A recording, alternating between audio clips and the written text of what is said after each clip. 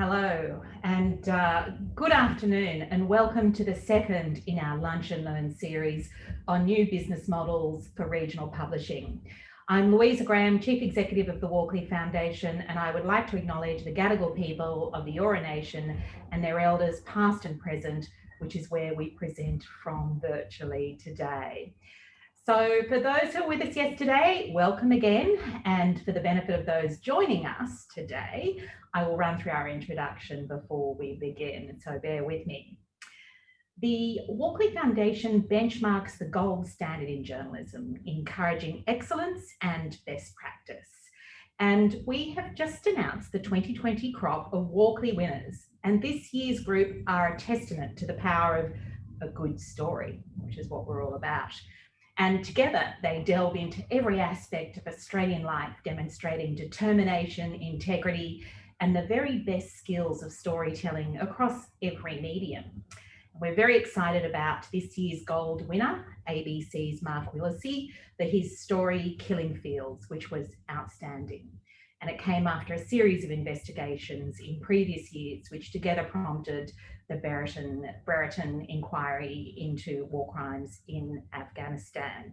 And I think you'll have to agree that this has been one of the most significant stories of the year, and we are seeing the impact of this tremendous journalism right now.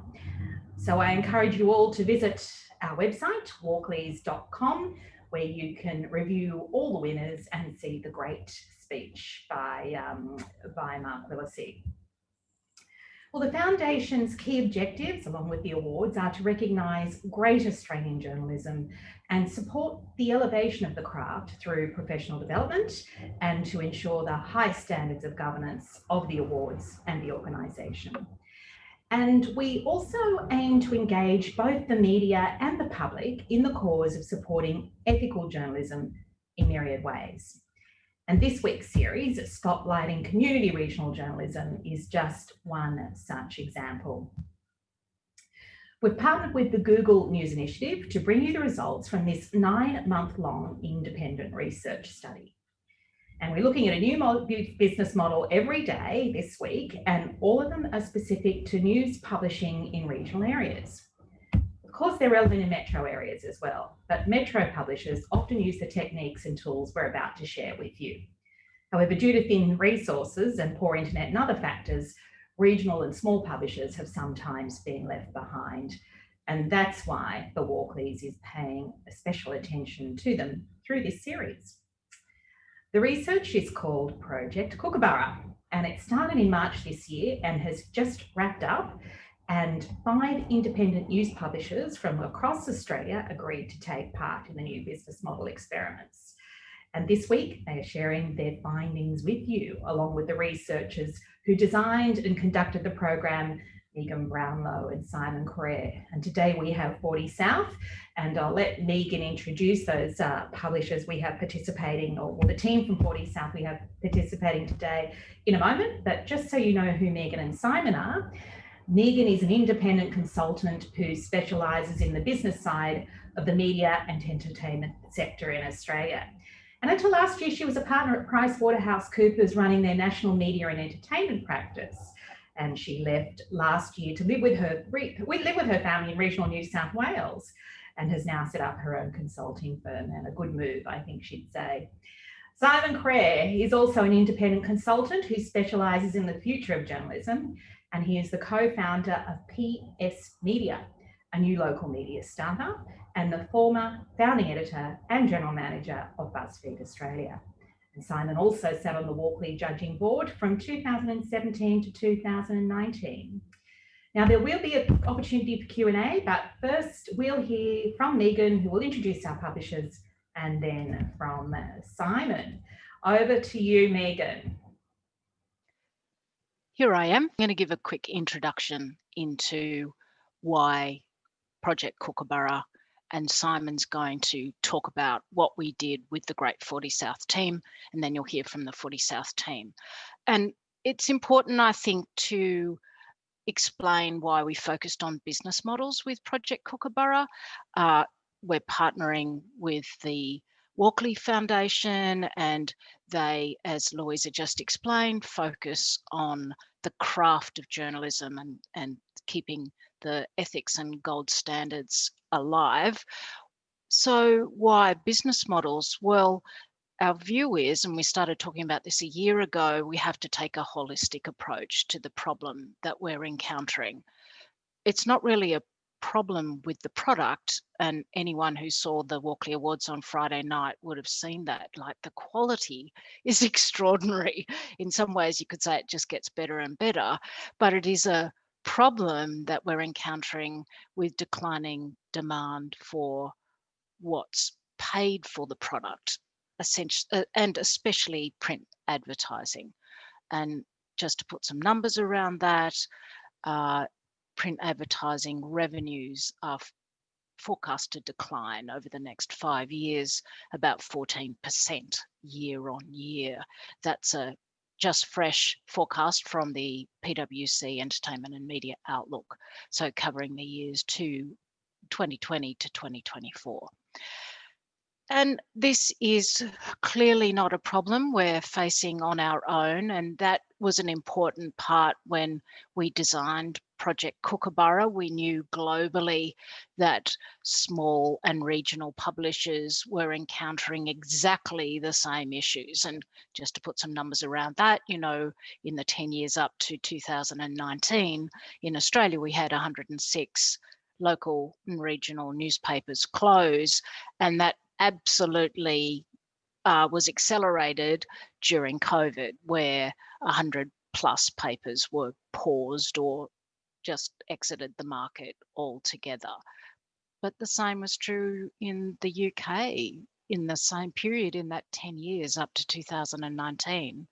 Sales of local papers halved, and the ad revenue, and this is important that it drops so specifically faster than the readers go, the ad revenue declined by 69%. So we get that disconnect there.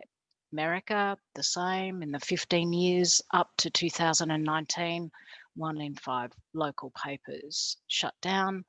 And the number of journalists, and this is really the important point, the number of journalists working on local newspapers halved.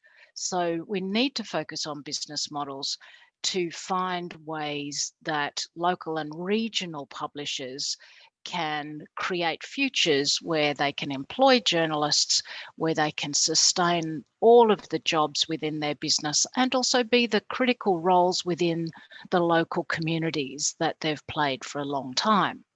Which brings me to some research you may have seen if you're an industry watcher like me, from the University of North Carolina, where after this dramatic sort of shutting down of so many regional and local news publishers, they went into those markets and those towns and asked the community what the impact was.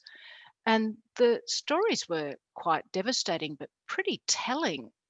Really, they spoke for many small towns, I think in Australia as well. One very articulate community member said, "Our community doesn't know itself."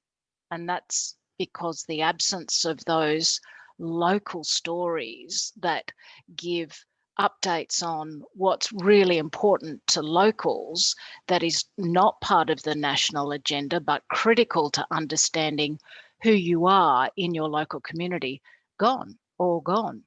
And another very astute reader, former reader, said the only stories that are covered now from our local area are negative stories. They're about murders or fires because they work for TV news. So, you know, that doesn't sustain a community if your local and regional economy is supported by tourism, for example. So losing that nuance and that mix of stories is really critically important. So we knew this was a global problem, and that was our starting point for Kookaburra. We thought, well, let's look around the world and see what's working. And I'm going to just summarize the two big trends that we saw, because these also informed the sorts of experiments and pilots that we did with our 5 publishers. And the first big trend is that publishers were looking at going multi-platform, which is just a fancy term for saying they were operating their print newspapers and also publishing online as well. And it wasn't print first and then we'll put things up on our website. It was, these are 2 parts of the whole. They're different, and they have different benefits for us and for our local community and our local advertisers, but we're going to make sure they're woven together so the whole is greater than the sum of the parts, and see it as a holistic approach to our business. Digital plus the printed product. And that's a big, big trend. And then the second big trend is focusing on the readers, not just to serve them better so they stay loyal, but also that they pay, that reader revenue becomes the more dominant revenue stream for news publishing. Advertising revenue is declining, we know that, particularly in print products, and reader revenue as a proportion of the whole is becoming more and more important, to the point that in many publishers, that reader revenue has overtaken advertising revenue. So I'm going to pause there and introduce my colleague, Simon Crerar, who is going to take us through what we did with 40 South Publishing. Over to you, Simon. Thanks very much, Megan. Good afternoon, everyone. Great to be with you this afternoon. So I'm really excited to share the story of our work with 40 South. Just sharing a screen now, which hopefully you guys can see. As Megan said, we work with a variety of publishers, 5 different publishers, and 40 South, is a publisher, a magazine publisher in Tasmania, and they've been on this really interesting transition through this period that we've worked with them, from what is a 23-year-old quarterly print magazine, which this year has evolved into this cross-platform digital product with a really vibrant website that launched in August. I was personally very excited to work with 40 South because I began the year here in Salamanca Docks in Tasmania the first week in January. And Tasmania is just this wonderful, vibrant, I'm sure we're all aware, an amazing state in Australia. And as you'll see in this case study, some of the kind of tradition and history and particularly the strong kind of brand values of Brand Tasmania are things which are really kind of core to 40 South's kind of value proposition. So what we did with 40 South was really seek to deploy data to give them clarity on the pitch that they could make to advertisers. So the top kind of overall purpose was to really clearly understand, as they moved into this digital world, the ecosystem that their brand kind of populated, and help them really clearly kind of articulate to advertisers the different strands of audiences that they had and the different kind of content pillars that they had that were useful, obviously for them to serve those multiple different audiences, but also to provide advertisers with great opportunities to place themselves adjacent to those audiences. As with all our publishers, a key kind of thing at the beginning was to make sure we got everyone on the bus, and we were delighted to work with Chris, Lucinda, and Ella at 40 South to get on the bus and to be part of this really exciting new launch this year.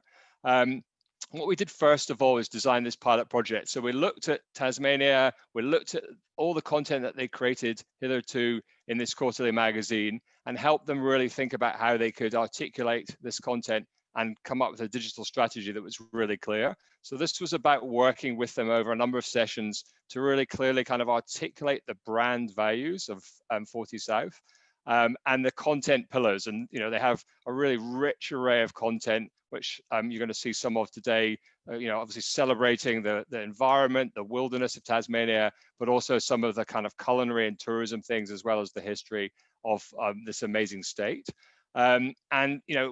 In order to clearly capture that, we worked on developing a cross-platform media kit.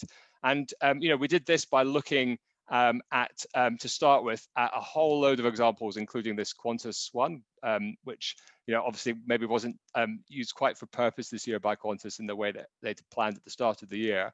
But there was lots of great insights from publishers like Australian Traveller magazine, by some of our great magazine publishers, by Qantas, and by some digital brands or brands that kind of had print and digital offerings. And so we worked with 40 South to develop this media kit that we're going to talk about today. And then also adjacent to that, develop this kind of go-to-market sales strategy. So they had worked obviously very successfully for 23 years, to create a really prestigious product that advertisers wanted to be aligned with. How do they take those insights and those brand strengths into the digital world, and maybe take some of those advertisers with them, but also think about who are the potential targets that they could hone in on as they moved into the digital world as well. And this is Ella, Lucinda, and Chris, and we worked together with them to make this plan over the 9 months that we worked together, the 6 months that the experiment ran, to action this, as we're going to as you're going to see now. So as I said, Tasmania, wonderful state, and really, no publisher better kind of tells the stories of Tasmania than 40 South. So we were really lucky to be with them working at this stage as they transitioned with this very strong brand into the digital world. As with all our publishers, we deployed the SMART framework, and this is about being specific, measurable, working to make sure that the plan is achievable and realistic with the resources the organization has, and is timely. So as you're going to hear, the primary focus was this media kit, and it was really about developing this narrative to show off the 40 South brand as they moved into this kind of cross-platform world. So being very specific at looking at what we're trying to do and who was going to do it, and being really, really clear, and this is really valuable with any kind of experiment that you run, being really specific about what you're trying to achieve. So in this instance, the media kit, the articulation of the brand's kind of mission and their content pillars to really clearly articulate for them and for their for their readers, of course, but also for their advertisers, and then to develop these advertising opportunities, and to do it over a specific period of time. So we work to capture the kind of current state at the start of the engagement, and work to look with Google Analytics and MailChimp and other Facebook data to kind of track exactly what the audience was, and to be able to clearly measure and understand how we have succeeded through the process, and to kind of hone in on like the sort of success metrics that we would have in order to determine the success of the project. So these are all the things that you've heard me just talk about the media kit, the go-to-market, tracking and spending time to really develop that strategy and to develop a kind of regular cadence. This was a big part of what we did week by week, was work with Lucinda in particular to, as we defined the kind of the potential targets from an advertising perspective, what materials do we need, the media kit, what else do we need to help advertisers understand what 40 South represents. And so you'll see some of what we did on this presentation. And then to keep kind of, and this is really important, once you've kind of worked out what you're trying to do, is to keep, checking back and looking at how well you're tracking in time and being analytical about it, and really measuring the success of the campaign as you're running it. So as with all the publishers, it's really determining like who did we, what skill sets do we need to develop, what tasks needed to be done, who was going to do it, who was responsible. So we worked, first and all, to really firm up with these variety of different content pillars, the story around each one, so that there was clarity within 40 South and on their website when they launched it about the types of content that they were doing, and so that there was clarity around the adjacency for advertisers as well if they wanted to be around some of these things. And we work closely obviously with 40 South, but also with their content agency there in Hobart, Glue, who designed the media kit, to develop the kit, to map it out, and to make sure that it was a really kind of prestige product in line with 40 South's rich heritage of being a prestigious product. And we worked on this time period to make sure that it aligned with the broader business goals, and it was a worthwhile use of time. This is obviously a brand, 40 South. They do, as well as the magazine, they have a a really thriving book publishing business as well. So they've got a lot of things to juggle in a small team. So we just wanted to make sure that the time that they spent putting this together was really worthwhile and aligned with where they really wanted to take the business. And we felt that, and I think, this is a thing that publishers, if they haven't updated their media kit for a while, or particularly if they're moving into the digital world, it's a really valuable moment to kind of spend the time really kind of thinking about how you're articulating your brand, how you're thinking about how you're competing in this increasingly complex digital environment. So that was the core thing. In August, they obviously launched their website. And so, they had this amazing event, which unfortunately, because of the travel restrictions, Megan and I could not attend, which was in the Theatre Royal there in Hobart. I think one of the first events that had been held in Tasmania for 6 months, with a socially distanced audience. And you can see there with them on stage, socially distanced. So we assisted them in the kind of putting together of that remotely from afar, unfortunately. And it was really about, this brand, which has done an amazing job in print for several decades, and which does have an audience outside of Tasmania, certainly people who are reading the magazine, subscribing on mainland Australia and internationally, but really thinking about how the brand, now that they live and breathe and are, have a 365 days of potentially serving their audience content, how they can take this brand, continue to serve core audiences, but also raise their horizons and take the brand further afield. So the timeline, like I said, it's a finite experiment with Kookaburra, so therefore we did quite a lot of things quite fast, moved through them, kept on moving, shared our learnings and insights as we went, and developed, and this is kind of core, I think, in any kind of experiment you run digitally, is to set a measurable time frame and then test a lot of different stuff. And so we did a whole load of different things over that period, initially developing the content strategy, mapping the potential kind of customers from a commercial perspective, and developing the beginnings of a sales plan, finalizing the media kit and the go-to-market strategy before the launch there in mid-August, and then aiming to have a commercial partner by the end of the engagement in October. So, quite a lot to do in quite a short period of time over the sort of 6 months, but we all, Chris, Lucinda and Ella worked incredibly hard to kind of bring these things to life. How did we do? So, I'll remind you that we were seeking to deploy data to really clearly articulate the brand through this media kit and pitch really clearly to advertisers. So the media kit is really ravishing. It's a beautiful product. It's really premium, in line with the brand. It's really beautifully visual. And it really, really clearly kind of explains 40 South brand, their audience, which we did some work on to kind of understand more deeply before we got the media kit live. Shows really clearly, as you'll see, their cross-platform offerings, explains their pricing and their value proposition, and breakdowns and explains opportunities for advertisers, which obviously hadn't existed in print. So a whole range of diversified digital opportunities, including sponsored content that's there in the media kit. As part of that, of course, it was this moment to really articulate what they were going to do when the website launched. So very exciting in the kind of couple of months running up to the launch of the website, which is a really beautiful product.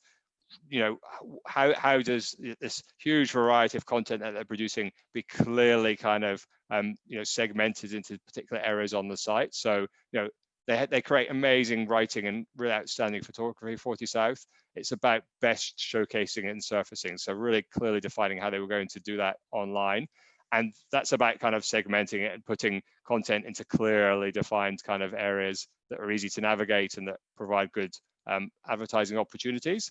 And, to find other ways of raising awareness of this. So really thinking about how can they increase their kind of digital audience? How can they, in the build up to the launch, as this EDM did, raise awareness that this thing is coming, that there's this new brand online surfacing Tasmania. And they developed this really compelling EDM strategy, which Ella is putting together, that drops, they experimented with timings, but it drops on a Sunday, which feels really right. And I was urge you to sort of sign up to this. It's a really great email, and it really, it's the kind of content they're producing is the kind of thing that you want a bit of time to engage with. So this EDM, surfaces the best work that they're producing each week. And every time I read it on a Sunday morning, I'm just there kind of daydreaming of Tasmania and wishing I was kind of there. And also a brilliant social strategy they developed for Facebook and for Instagram as well. And then, what's has been really great to see is that, in the time putting together the media kit, they've really sort of tried to anticipate the kind of questions that advertisers, might want answered. So really clearly defining in the media kit all the different digital advertising opportunities, explaining to advertisers and, not making any assumptions that an advertiser who may have been in print with them or hasn't advertised with them before kind of knows what these advertising opportunities are. So really clearly visualizing them in the media kit so that an advertiser can understand the particular thing that they're buying and what they'll get in return for that. And, seeking to really emphasize that there's a bigger ecosystem here that matches their quality, well-established print brand, but now provides all these new kind of future revenue opportunities as well. So it's a really great product, the media kit. And, I think it's done a brilliant job at doing what we set out to do in the beginning, which was really clearly explain the brand, the audience, the variety of different offerings as well. And this is, my favorite kind of spread in the media kit, which really brilliantly shows this kind of cross-platform opportunity.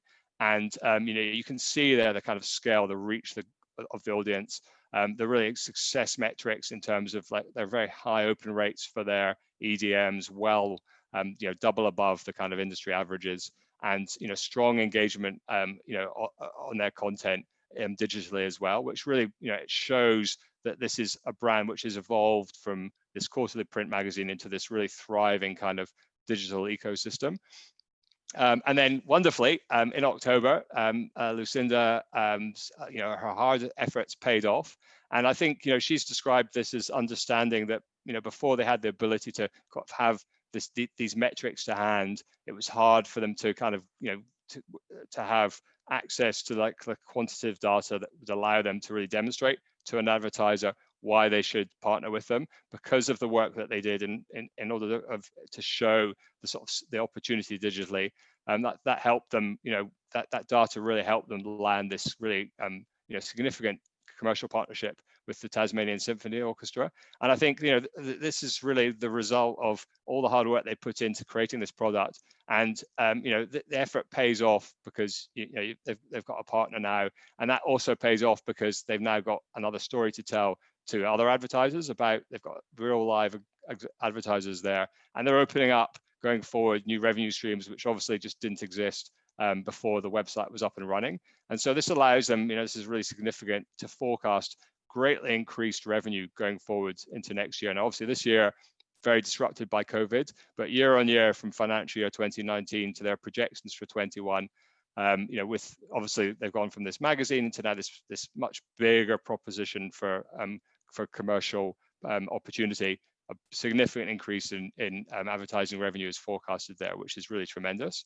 And we measured a number of different metrics around brand strength, around the connectivity with potential advertisers and the frequency of engagement there from people who are either interested in participating with the brand or commercial partners, and particularly about the email open rates. This saw great growth in terms of the strength of the brand in the period that we were measuring. So really some great success there.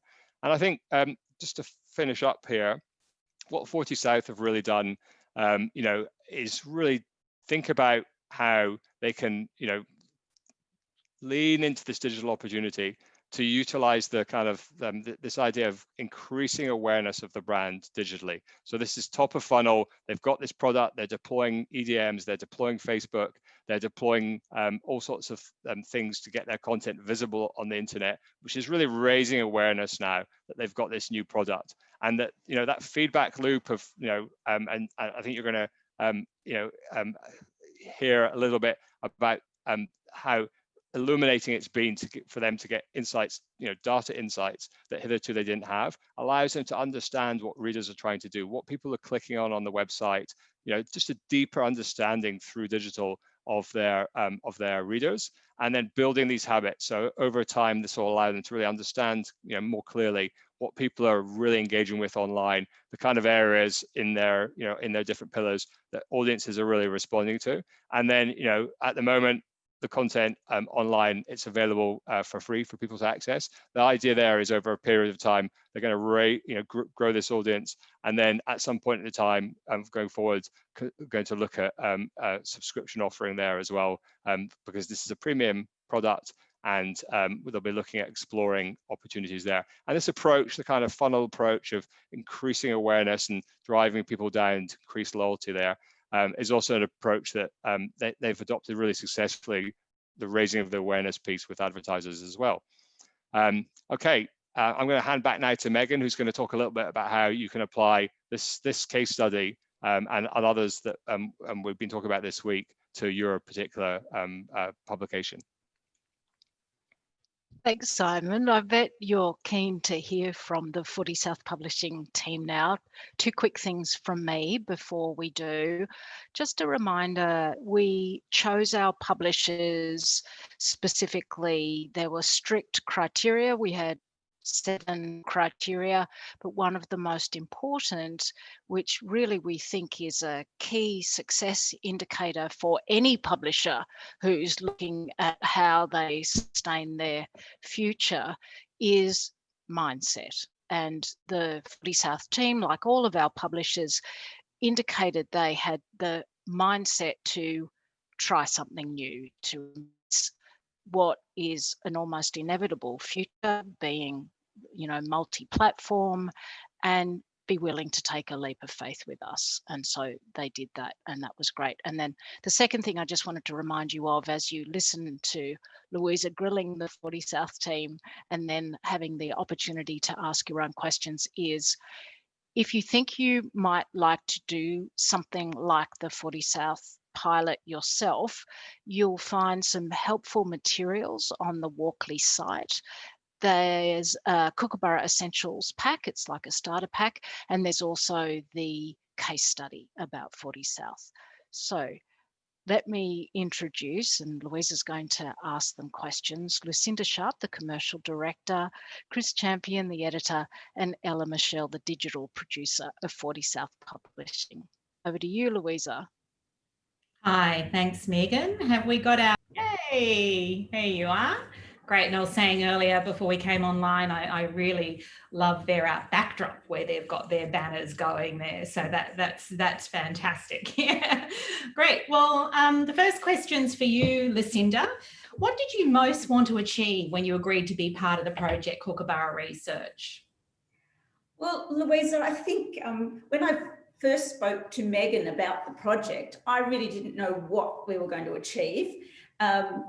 But my background is in performing arts and psychology. And so my knowledge of small business and publishing in particular is limited to what we have done here at Footy South since 2012. So I saw the project as an opportunity, one, to increase just my general business language that people use these days.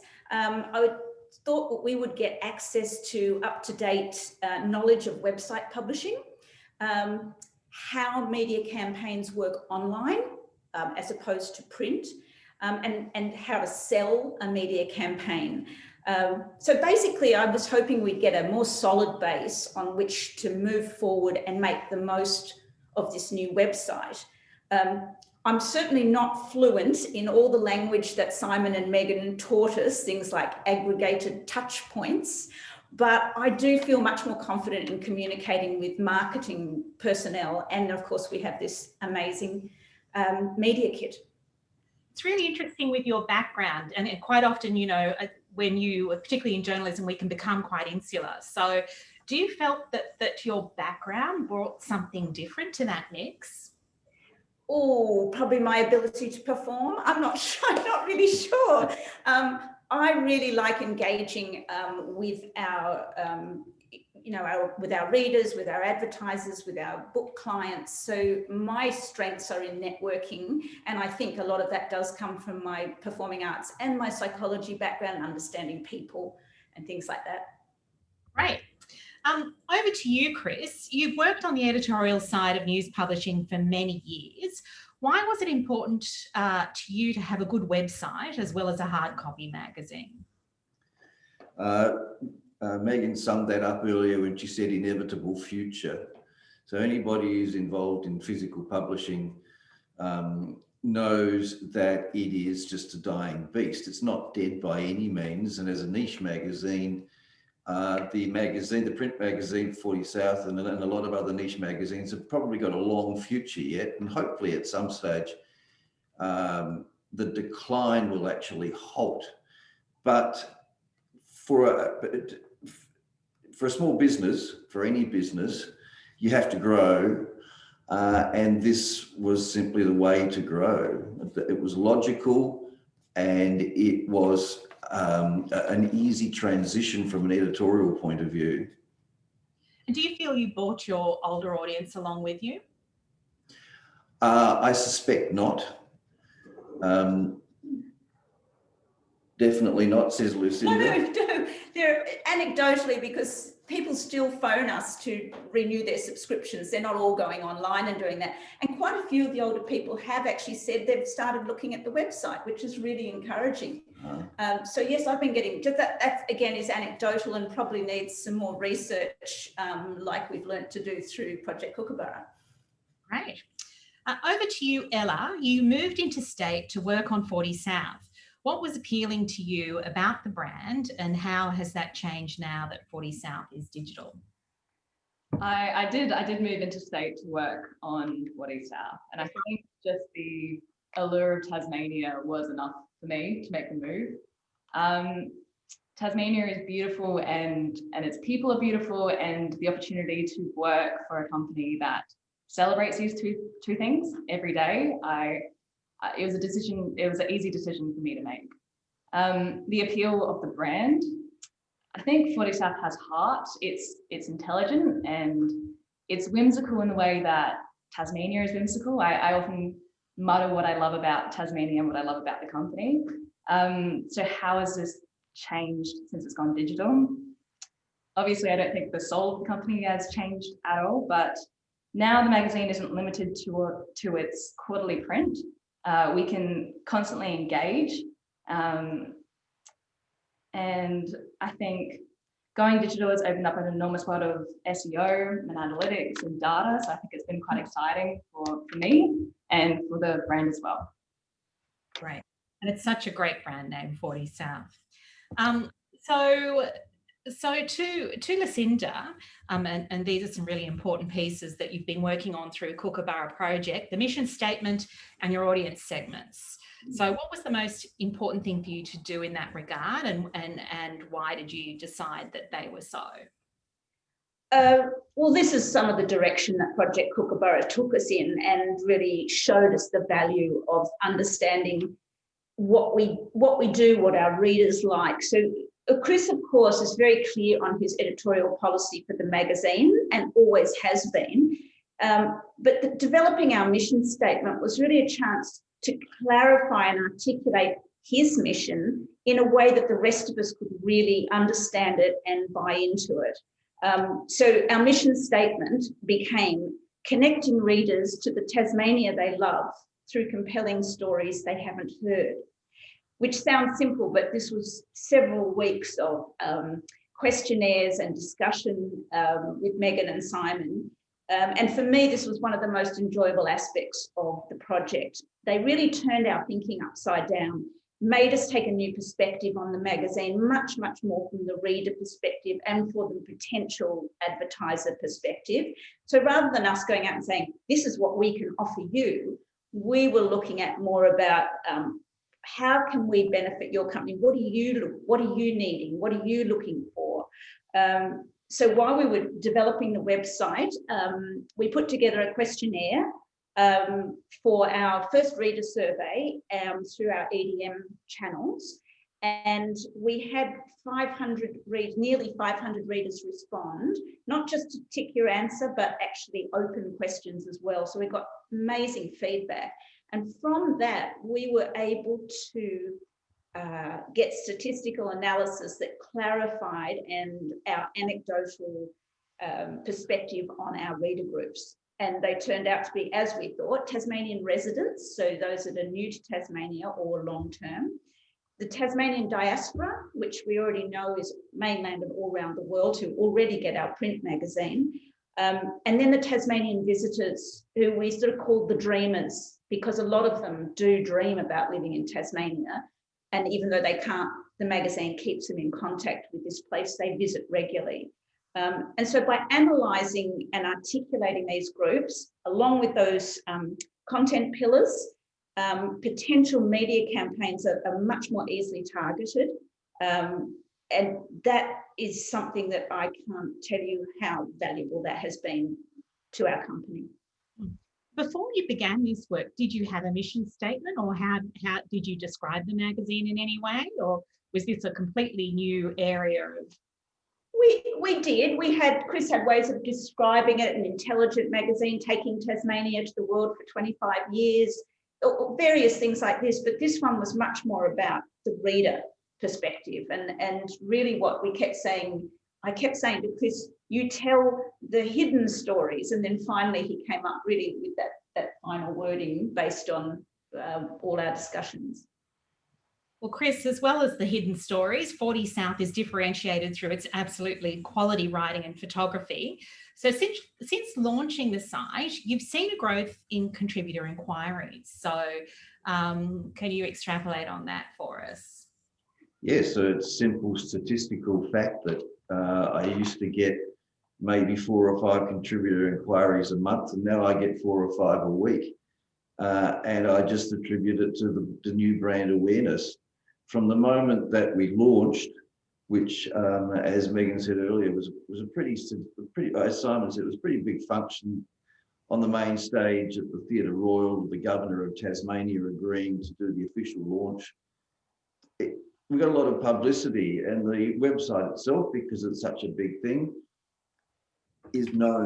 has become known in Tasmania. Everybody's talking about it. 40 South, before any of this, was a household name. It has been a household name in the state for 20 odd years. So we simply added a lot of polish to something which already had a fair bit of luster. And now I've got new contributors wanting to be part of it. I've got old contributors who had disappeared for a few years coming back and saying, hello, can I come back? And it's just excitement. Excellent. Ella, you spoke a little bit before about search engine optimization, which every business needs to know about. So you've been able to increase that with 40 South. So do you want to just tell us a little bit more about that? Of course. Yes, I think I've fallen down the SEO rabbit hole. I think, and it's really important from a personal perspective. I think diving into SEO means I no longer look at search engine results as a mystery anymore. And I think that's actually really, really empowering to a small business. So it's just learning about keywords. It's learning about website crawlability and user experience. Now we can upload an article on our website and we can go, oh, brilliant. I can link another article, another 40 South article within this article. And that achieves 2 things. We're exposing the reader to more of our journalism, and simultaneously we are increasing our rating in our search engine, in our SERPs, in our position rather. And we're also threading our stories into a larger, highly accessible chronicle of Tasmania. So I think it's a win for discoverability, and it's a win for storytelling as well. And you're using it all the time? All the time. We are plugged into Google Analytics. It's addictive. It's fantastic. Great. I can see Chris is happy you have that job. I'm addicted to it too. Yeah. I want to know what those people in Iran and Tierra del Fuego are doing reading about Tasmania. I want to talk to them. Yeah, dreaming of a COVID-free land, I think, perhaps. Now, the media kit is absolutely fantastic that you've put together. It looks really good, but I was intrigued about the ecosystem. So, Lucinda, why was that important to include? Well, as Chris said, 40 South is quite well known in Tasmania, but it's known for its print, the high quality print version. It's sometimes people call it a journal or a book because of the quality of it. So this page in our media kit was really designed to show just how broad-based our media presence is now, and how much larger our audience reach is if you take into consideration all those touch points. It looks impressive too. It has the quantitative statistics that marketers are looking for. And this is the page we see as evolving and changing probably the most as we go on. So we don't, we have a couple of printed copies that we have when we go to a meeting that we can leave there, but we just keep updating it all the time to reflect what Ella and Chris are finding in the statistics. Great. Well, I think we've got a few audience questions, so we might head over to some of those. And I'll just start with this last one to come in because it sort of segues from what we've been talking about. This is from Neil Varco, and outside of because we've been talking all about the SEO and the digital, and outside of the support from Simon and Megan, has training been part of your digital expansion, or have you've just picked up your natural Googling and digital skills, or has training been included? Well, we've been working, I think Simon mentioned before that Glue Agency here in Hobart, Raz Haroon and his team have been the ones that have designed the media kit, but they've been one of our digital strategists and helped us along the way understand the new world of digital strategy. And also Amy Rudder, who put together our original submission to ACMA. She was actually a digital strategist at the beginning, and she also led us very comfortably into this pathway. I don't think we've got a handle on it totally, but we've certainly had a lot of support through a lot of different avenues to try to get a handle on it. Yeah, but over and above, we just can't understate the help that we've got from Simon and Megan. Mm-hmm. Okay, now we do have quite a few questions regarding the Google tools. So some of these I think Simon might be able to answer, or Megan. So is there a list of Google tools that are used for benchmarking? That's the first one. So, and how did 40 South manage in particular any tech stack challenges in terms of upskilling staff on how to choose and use tech solutions? I don't know, can you guys answer that, or are we going to have to bring Simon in for that one? Certainly bring Simon in for the first part of it, yeah. Yeah, so we used, we definitely had quite a bit of playing around, and Chris is now addicted, as he says, to understanding, to plugging in Google Analytics and to working really, to understand the existing audience at that point, and then, and this was prior to launch when they kind of had a basic website up, and really look at understanding the audience and what it was engaging with and where it was, because there's this huge kind of globally potential audience for this amazing Tasmanian branded content. And so we use that, but we also did use MailChimp as well, as Lucinda had explained. We did a survey deploying, MailChimp's a very powerful tool which allows you to do all sorts of different things to understand your audience. And I think this is a key kind of thing generally for publishers, is once you plug this stuff in, it's just going to keep on telling you stuff, and it's going to really kind of put you on a journey to really more deeply understanding who your readership is than print ever could. And I love print, and I tell print publishers whatever they ask, really. But I think digital really allows you to do that much more. In terms of that technology, we work with all of our publishers with what was, when we started working with them, AAP Studio, and subsequently since August since July is kind of Page Masters. And so they provided with 40 South and all our other publishers the sort of tech stack support to get the website up and running and to do the kind of back end and to do some of the training there. And I think this is common for anybody who's launching a website, is there's a lot to learn, And certainly I'm somebody who's been playing in this space for 20 years, and I'm still learning every day. It's like that. You have to recognize the digital world is here, it's ever present, and it's only going to become kind of a deeper part of our lives. So every day is a kind of learning process, I think. Great, thank you. And that question was from Corinne Prodgers. So thank you, Corinne, for that. Let's have a look what we've got over here. The media kit is beautiful, which I agree, and we spoke a little bit about that. Is a template available for local news publishers? No, there's not a specific template. And one of the exercises that was revealing for me in this process was, digging around and finding out. And actually, with a bit of Googling, you can definitely find a lot of media kits. A lot of brands, as 40 South do, have these media kits available. Ultimately, they're a tool to open up new opportunities from a revenue perspective. So most brands have them live on their websites.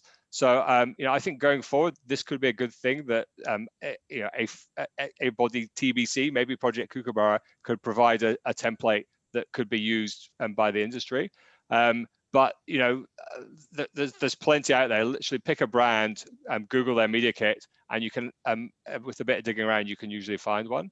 So I think we certainly work with some of our other publishers as well, with some of our newspaper publishers, and developed or updated their media kits as well. And I think it's a key tool, really. It's really, as I just explained when I was doing the kind of presentation, it really allows you to kind of take a stock on where you are.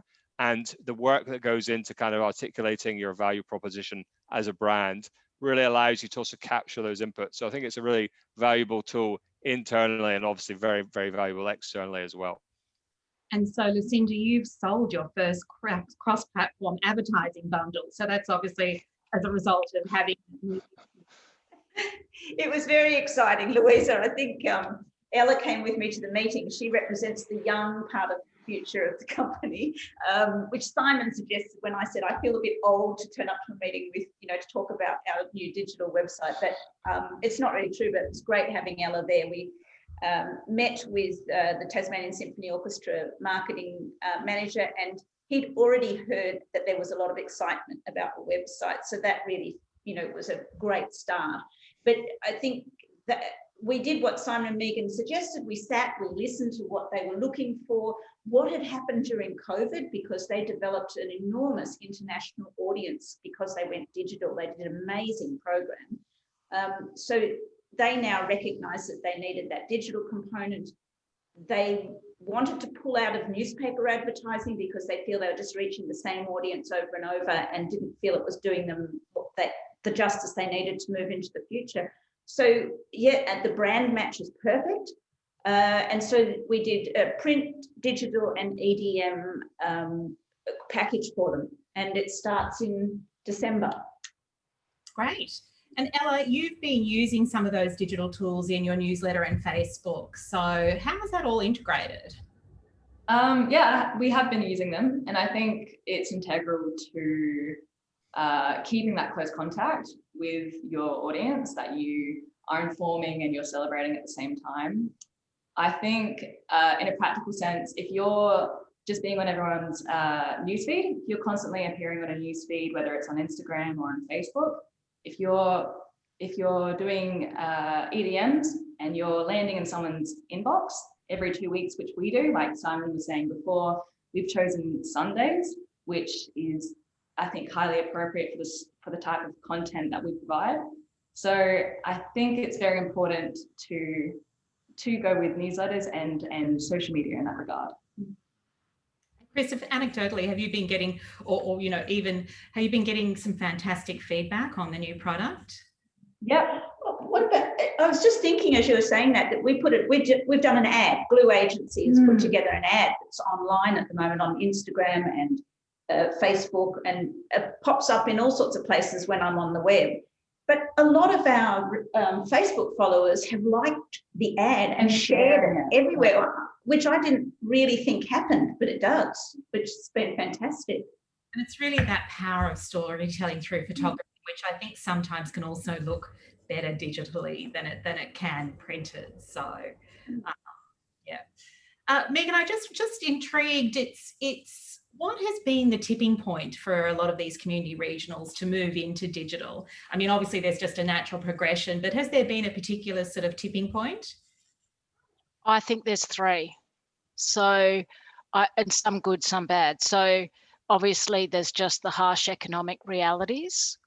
Lucinda just mentioned one then, advertisers saying, oh no, we're taking our money out of newspapers.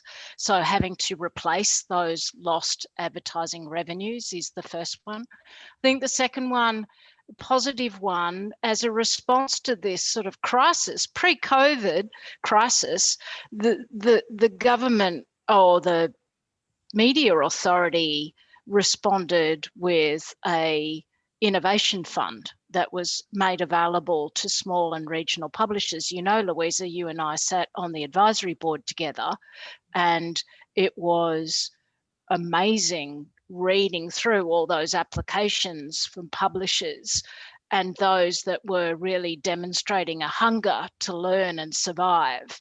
And so they were allocated monies towards transitioning their businesses to meet the challenges. And so that was a tipping point. And then I think the third one, which we've seen across a number of publishers, and you see it represented in 40 South Publishing in front of you, is there's a multi-generational trend happening in publishing. Young journalists, young producers are coming in. Yeah, put up your hand, Chris, not you I'm talking about.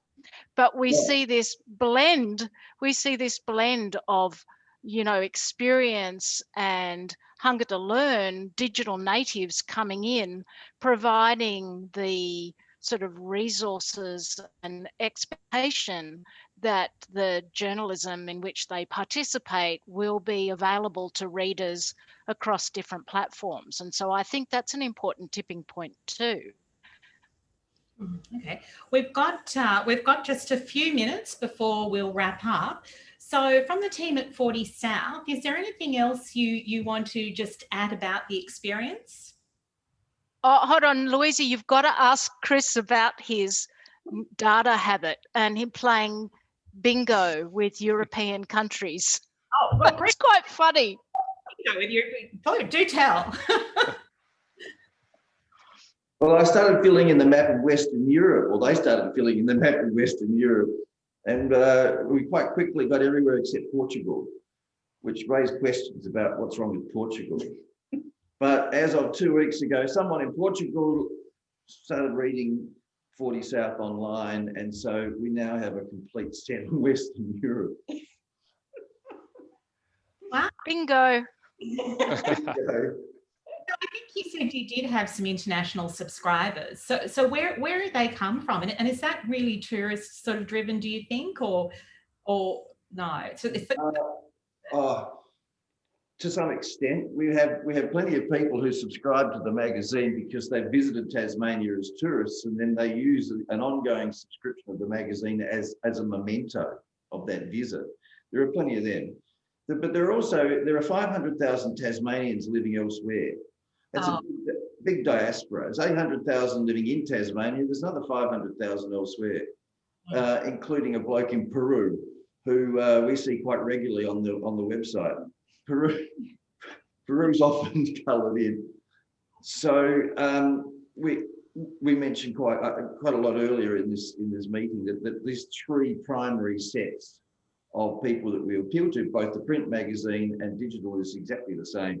The locals, the diaspora, and the Simon Crars of this world want to be Tasmanians. No, it's a beautiful place, and look, I really hope to get there soon. So look, I think that just about takes us to 2 o'clock. Megan, Simon, are you happy to wrap up now? Yes, thank you. Thanks so much. Just if anyone wants to read more about our time with 40 South Publishing, the case studies on the Walkley Foundation website now. Thank you so much, Louisa, for hosting. And we should also say thank you to the Google News Initiative for funding this independent research. And there's also the Kookaburra Essentials Pack on your website too.